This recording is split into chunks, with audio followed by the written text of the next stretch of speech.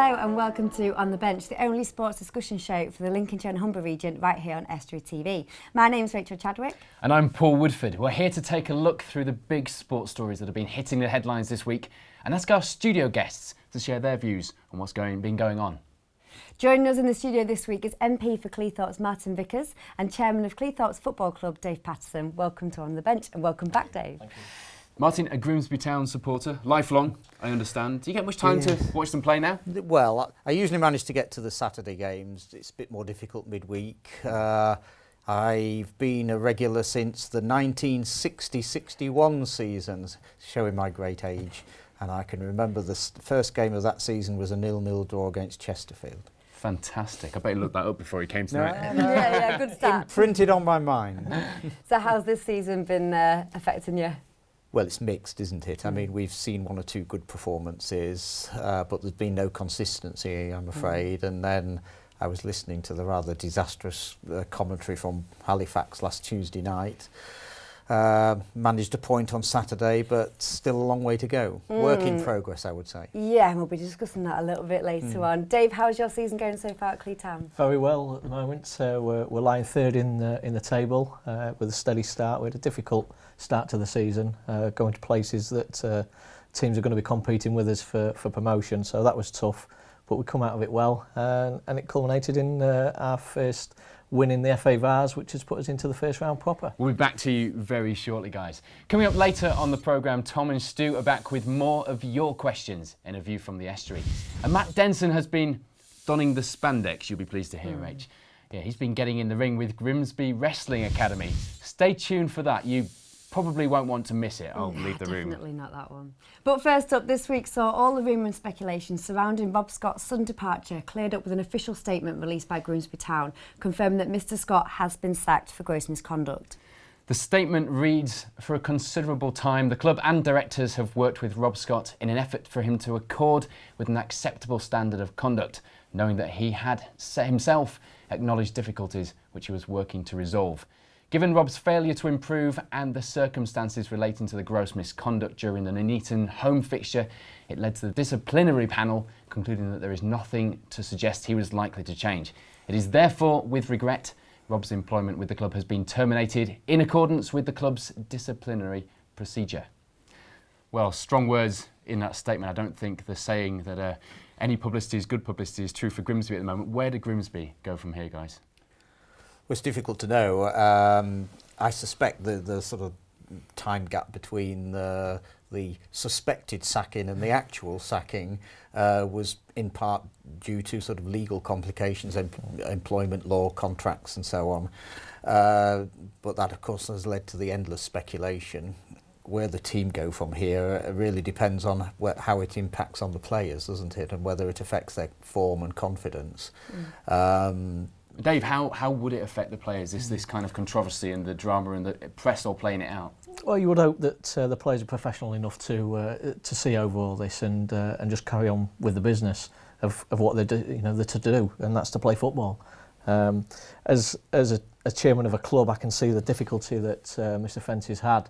You know, we all want to be transparent, but there's times when things have to be put on a lid and you cannot say certain things because of the legality of it all. So it's a difficult time for the club, but hopefully they'll come through it, and I'm sure they will, and things will move on. Surely it's up to the club to manage that process, so the fans don't understand that. They want to know what's happening, and the club hasn't given them anything. They haven't explained that to them, have they? No, that's true, but again, it's all down to legality. You can only say so much, you know, and I'm sure Rob Scott's going to be taking this further, so it's not the end of the matter, unfortunately, but you can only say so much. You've got to keep things tight, as much as you'd want the supporters to understand, you know, and tell them that what's going on. Sometimes you can't.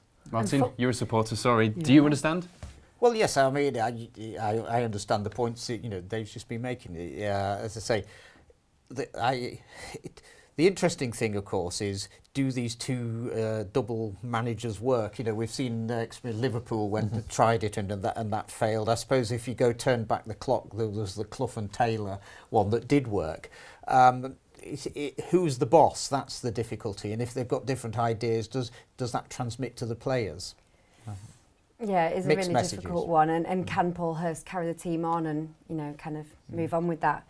Yeah. Definitely. Certainly an interesting one. We'll keep an eye on how things pan out from here. If you have your own views on this story, tweet us in the studio at On The Bench TV. Let us know your thoughts and we'll read out some of those next week. On that note, Tom and Stu have once again been rounding up your questions, and again, some good ones. Here they are with this week's View from the Estuary. Hello and welcome to this week's View from the Estuary. Do referees get overlooked for the job they do? They're not overlooked. It's not fair though. The referees are under constant media pressure. There's always cameras at games, photographers. They may get a decision wrong. You look at it, the goal that never was, or a red card that maybe shouldn't have been. It's always under media scrutiny. Don't forget, there's always opposing conflicts with supporters and managers and clubs anyway. They're always going to look at a decision differently for obvious reasons. So it would be nice to see some referees come out, give like a post-match interview and give some clarification and just justify why they've made a decision. And that way, both clubs can say, okay, we might not agree, but that's why you've made this decision. With the amount of golf clubs in North East Lincolnshire, are you surprised to not see any professional golfers from this region? Well, there are two golfers who come into prominence from the North East Lincolnshire region. Holly Clyburn and Sophie Walker are making names for themselves in the local media on the professional tennis circuit. Golf is also going to be in the next Olympics in Rio de Janeiro, but the world ranking system is going to take its toll on the amateur golfers over for that Olympics. If golf in the area had more money, more sponsorship pumped into the sport, that's going to generate interest, and then more youngsters can get into golf within the area and then obviously come out the other end more of a professional, if you like, and that'll help them qualify for things like the Olympics. How do you think the three English teams will cope in the Europa League this season? Well, if you look at Wigan, obviously they're now a championship side. They've lost majority of their quality players that they had last season. They've got a 46-game season, whereas Tottenham and Swansea obviously have the 38-game season. So that's added fixtures that the other clubs don't have. So you've got to look at that. So I think Wigan are going to struggle in the Europa League. I don't think they will. They've had a good result last Thursday against Zulte Waregem. You also look at Swansea, a fantastic result at the Mestalla, and Tottenham as well, playing Tromsø. Two good 3-0 wins there. I think everybody will turn out to be all right and actually make it through to the knockout stages. Should managers of football teams starting at grassroots up to the elite kick out diving? Ultimately, managers have responsibility with the players they sign from reserve level to youth teams to first team. It's their responsibility to field a side who they know are not going to dive and let the team down. I disagree. The impetus is on the FA and the officials to stamp out diving. The FA need to come out with a more consistent punishment, and diving is ruining the image of football. Is the Premier League still the best in the world despite the best players playing in Spain and Germany? The Premier League still has some of the best players in the world. You're not going to get them all in one league for a start. You look at the table as well, the position changes. The top two at the start of the season, you never know who's going to finish in them places, whereas in the Bundesliga and La Liga, you can guarantee it's going to be the same two clubs season after season. If you look at the league itself as well, it's got a massive intensity and pace within the game, something that the Bundesliga and the Liga does not have. Plus, that makes it more exciting, more of a spectacle for the fans as well. Well, that's it from us for this week. If you've got a question on any sporting issue, you can get your questions in on Twitter at Ask Estuary.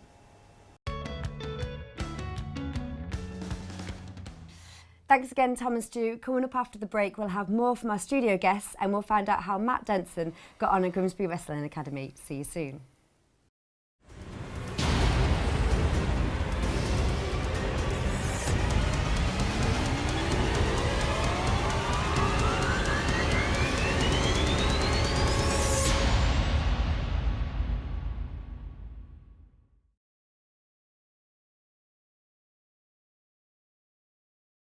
Welcome back to On The Bench. Now, in the news this week, a new anti-homophobia campaign has been criticised by other campaigns for its use of rainbow laces, backing by a leading betting agent and controversial taglines. We're right behind gay footballers. Is all this controversy surrounding the new campaign missing the point and diverting our attention away from the true cause of raising awareness. Let's ask our studio guests this evening, Martin, Dave, what do you think to this new campaign, Martin? Well, clearly it's not going to be a great success if different parties are disagreeing about it, and clearly it hasn't been wholeheartedly supported by clubs. There have been one or two have said no, others have said we leave it to the players. It's been a bit disjointed, and therefore it's not going to have the impact that it was originally hoped.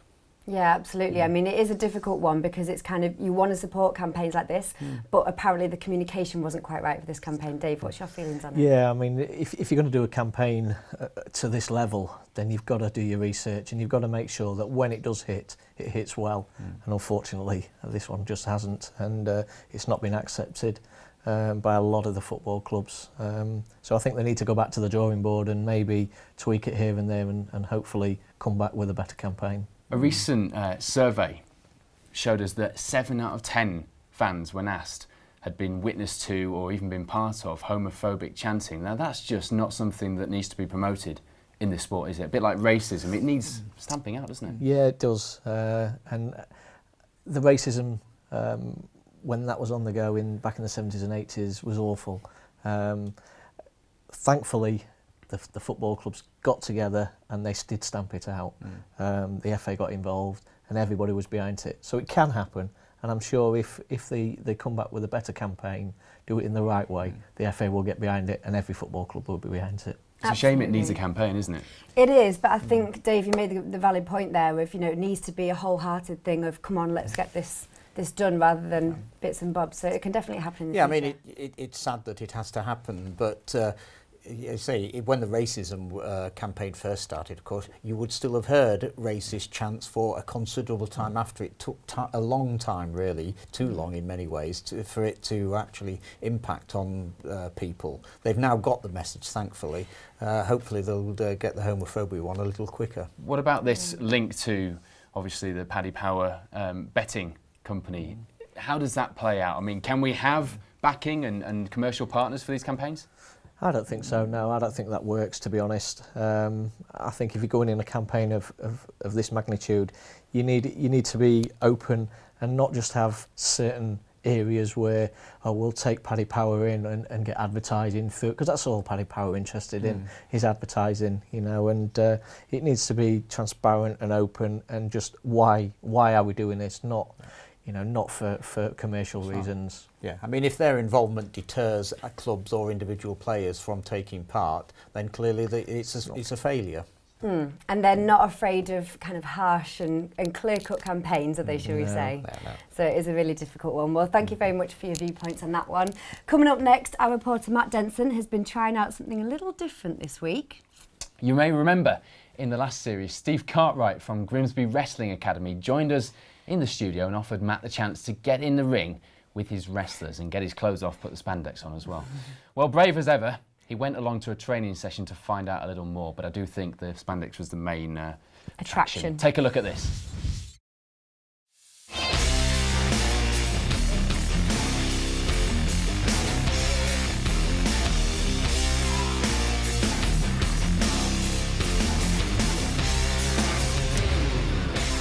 We're going to get you in this ring now with Havoc. He's a former British heavyweight champion, and also with Spider. Spider is a cruiserweight champion, regional champion. Spider, he jumps, he climbs, he flies all over the ring. So those two guys are going to get you ready for your match later with the hammer. Okay, lovely. Like it. Right, as you can see, your left hand comes out, round onto the collar. Right hand comes down onto their elbow. Both their left feet are forward. Their right foot is turned at a 90-degree angle. That lets go. You both do that. They're mirrored together, so both their left feet are forward. Just slide in a straight line. You don't want to be windmilling. Try and grab them. Okay, so just do that. Okay. So round your neck. Traveling nice straight line. Then everyone gets on there. Okay.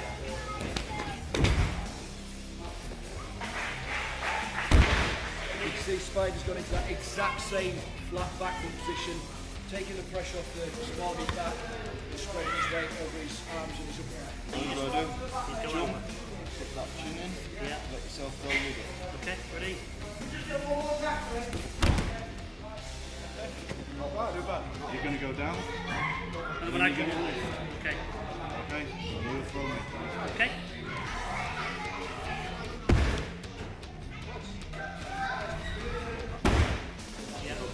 throw me away, come back in, regroup that one. Okay.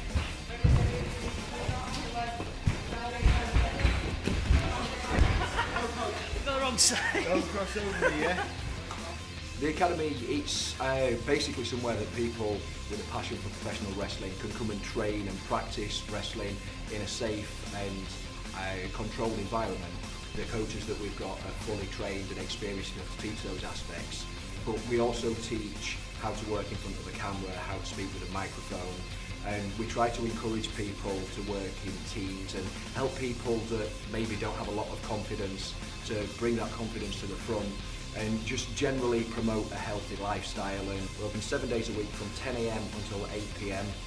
They can get in touch with us on Facebook, which is facebook.com/Grimsby Wrestling, or you can contact us through our website, which is www.grimsbywrestling.com. Ladies and gentlemen, I give you Matt Denson!